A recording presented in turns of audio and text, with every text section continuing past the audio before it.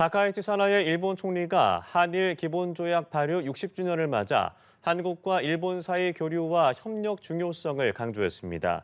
다카이치 총리는 오늘 자신의 SNS에 지난 60년간 여러 교류와 협력이 축적됐다면서 국민 간 교류로 양호한 관계가 이어지고 있다고 적었습니다.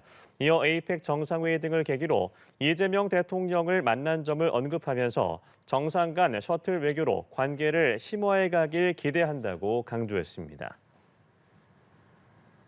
이재명 대통령과 다카이치 사나의 일본 총리가 다음 달 13일과 14일쯤 일본 나라시에서 정상회담하는 방안이 조율되고 있다고 마이니치 신문이 오늘 보도했습니다. 나라현은 다카이치 총리 출신지이자 지역구이고 나라현 중심 도시인 나라시는 교토와 함께 손꼽히는 고도입니다.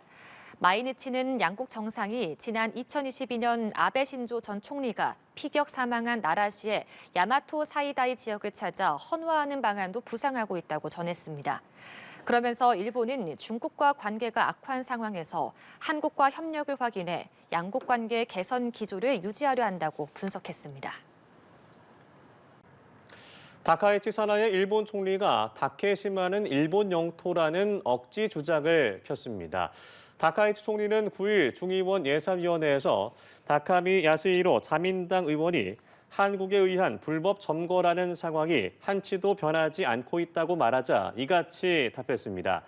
다카이치 총리는 다케시마는 역사적 사실에 비춰볼 때도 국제법상으로도 명백히 일본의 고유 영토라는 기본 입장에 근거해 의연하게 대응해 갈 것이라는 데 변함이 없다고 했습니다.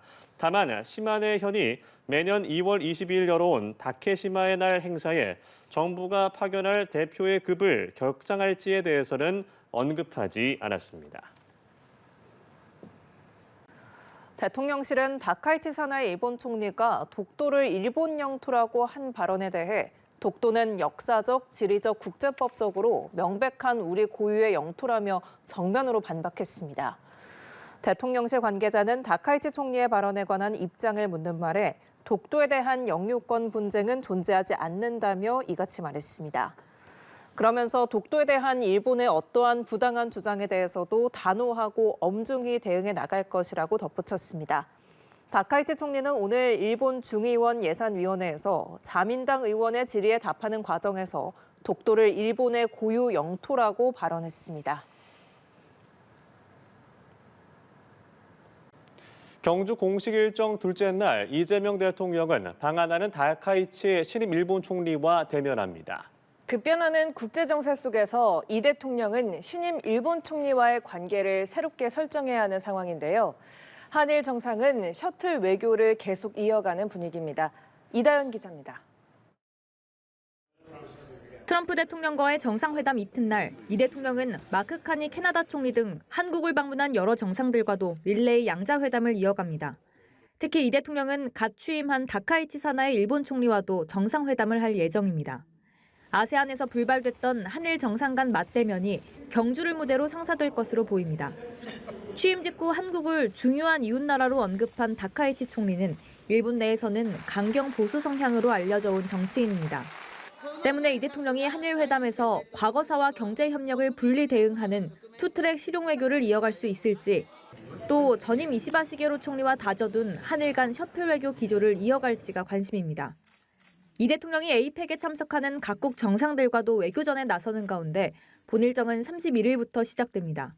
당일 1세션에서는 무역과 투자 증진을 위한 협력 방안, 이튿날 2세션에서는 AI 발전과 인구구조 변화 속에서의 신성장 동력을 두고 에이펙 회원국들 간 토의가 이어집니다. 11월 1일에는 이 대통령과 시진핑 주석의 한중 정상회담이라는 빅 이벤트가 또 한 번 열립니다. 시 주석은 본회의를 하루 앞두고 국빈 자격으로 방한해 부산에서 트럼프 미국 대통령과 정상회담도 갖습니다. 연합뉴스TV 이다현입니다.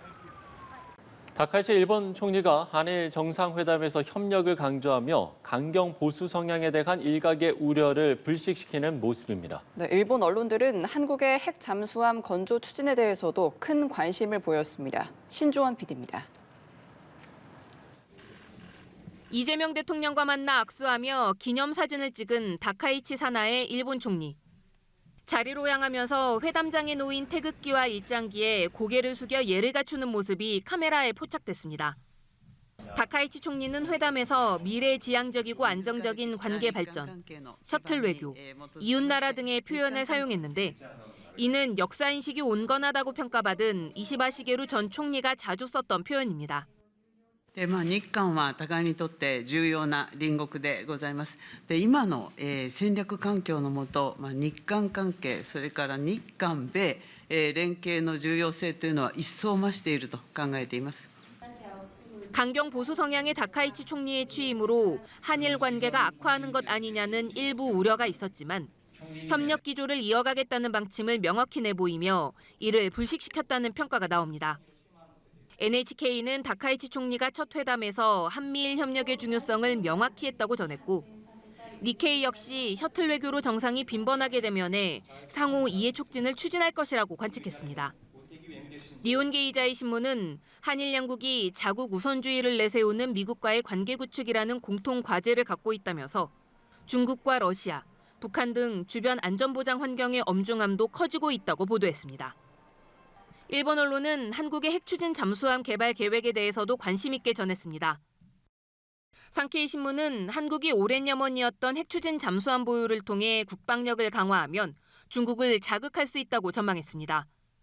다카이치 내각 역시 핵추진 잠수함 도입을 추진하고 있어 한미의 움직임이 일본 측 논의에도 영향을 미칠 것이라고 교도통신은 덧붙였습니다.